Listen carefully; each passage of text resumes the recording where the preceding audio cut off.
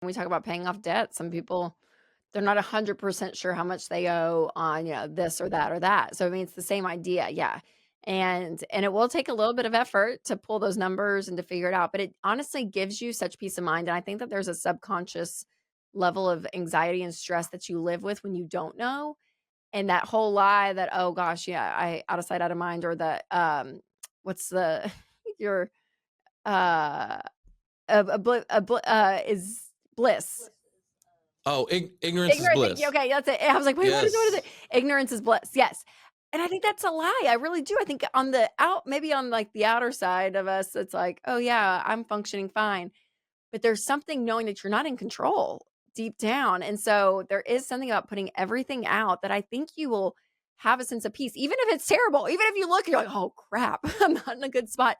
At least the unknown is solved, and I think that it is a stress that people carry around when they don't know, and they don't even know they have the stress, but there is something that will give you peace to say, "Here's where I'm at," and then you're able to make a plan from there. I agree 1000%. I'm gonna give you the mother mic drop for that because, yeah, I see it every day. What you said, ignorance is bliss. I picture the ostrich with his head in the sand, just trying to ignore it. Like, I don't want to see it, don't want to see it. I'm like, ignoring the problem doesn't make it better or go away.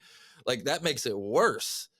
That ignore the problem just makes it worse again. And so, to your point, when we work with our clients all the time, when we sit down, and yeah, you're right, even if it's not good, it still gives them clarity, and clarity is never a bad thing, right? Clarity gives you confidence even if it's not good. You're like, well, at least I know where I'm at.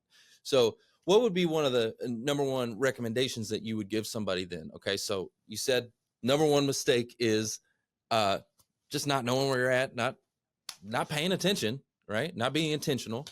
And so to combat that, what would you say they do? Yeah, I mean, I think one of the starting places, I think, is a monthly budget, and I think knowing, "Hey, here's my expenses every month," and visually seeing it. Write it down, have it on an app, have Excel, I don't care what you do. Don't let it be in your head, actually see it visually and map out, "Here's my expenses. Here's what we spend on food. Here's electricity. Here's water. Here's HOA fees. Here's" I mean, whatever it is, like, you list it all out and see it, and now those numbers are gonna be because, a life that you didn't have a budget. So just know they're probably over because you end up spending more when you don't have a budget. But being able to go back and just, I would get 3 months worth of groceries and just say, "Hey, average, here's what we spend on groceries," right? That's how you can get your numbers.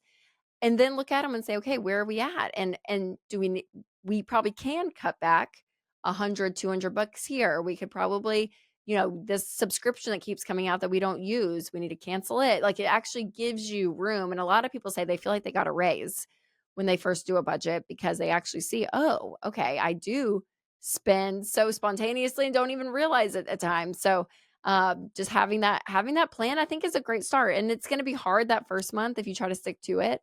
So give yourself grace. The second month it's a little bit better, but we always say by the third month, after 90 days, your budget really will start working. And so there's something in that because out of that budget, then you're able to do things like pay off debt, find margin to pay off debt.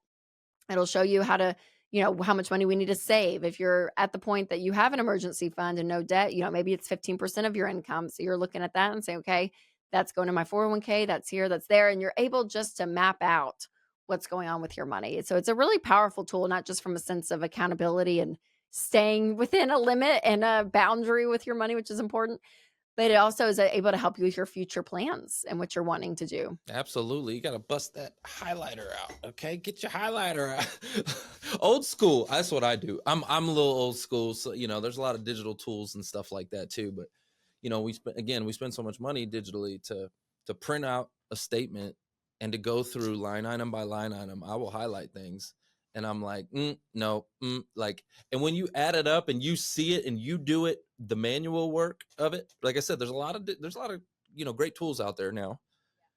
But doing the work yourself and you go, oh man, you add it up, get your little calculator out, you're like, dang, I spent how much? Yes, Right? I know, You're I like, know. Oh, ooh, it's hard. right? It's a hard pill to swallow sometimes.